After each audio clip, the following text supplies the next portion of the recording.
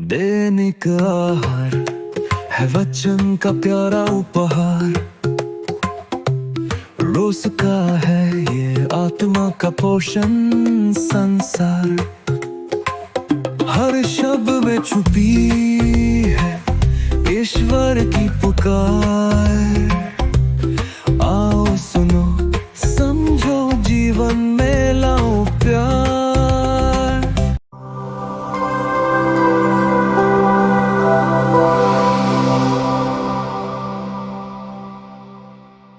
ईश्वर पर भरोसा रखो और उसकी शांति में चलो।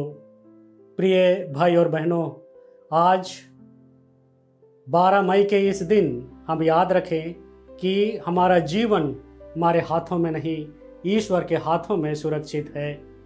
जब हम उसकी ओर देखते हैं, वह हमारी राहों को सीधा कर देता है।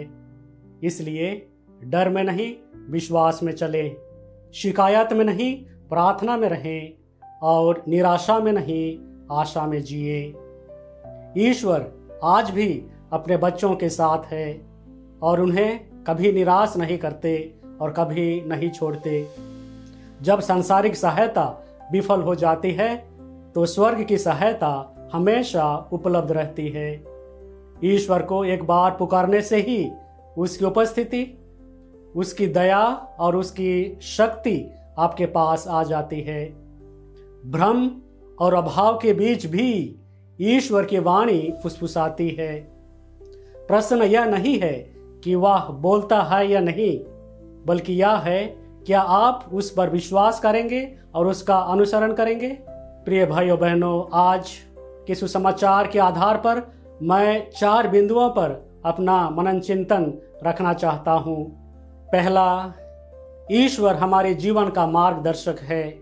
हम अक्सर अपने भविष्य, अपने परिवार, पढ़ाई, नौकरी और समस्याओं को लेकर चिंतित रहते हैं। लेकिन बाइबल सिखाता है कि जब हम अपने मन की नहीं, ईश्वर की इच्छा की खोज करते हैं, तब वह सीधा मार्ग दिखाता है। दूसरा, चिंता से नहीं, विश्वास से चलें। चिंता मन को कमजोर कर देती है, लेकिन विश्वास आत्मा को मजबूत करता है। जब हम प्रार्थना में ईश्वर के सामने अपनी परेशानियां रखते हैं तो वह हमारे हृदय में शांति भर देते हैं। तीसरा, आज्ञाकारिता आशीष लाती है।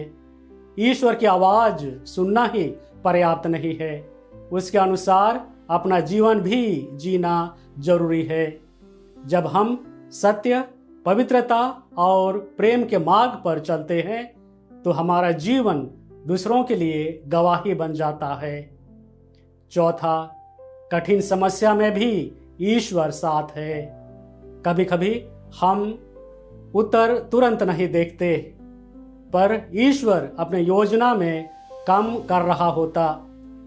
उसका समय परिपूर्ण है और उसकी राह सबसे अच्छी है। ख्रिस्त में प्यारे भाइयों बहनों, इसलिए ईश्वर की जो भी योजना है वह पूरी होकर ही रहता। फिर चाहे दुनिया के लोग उसे विफल बनाने की कितनी भी कोशिश कर ले, जरूर ईश्वर उनकी रक्षा करता है और उनके लिए सब कुछ में भला करता है। आइए इन 4 बिंदुओं को ध्यान में रखकर ईश्वर से प्रार्थना करें कि ईश्वर हमारे साथ रहे और हमें अपनी आशीष प्रदान करे। आमीन।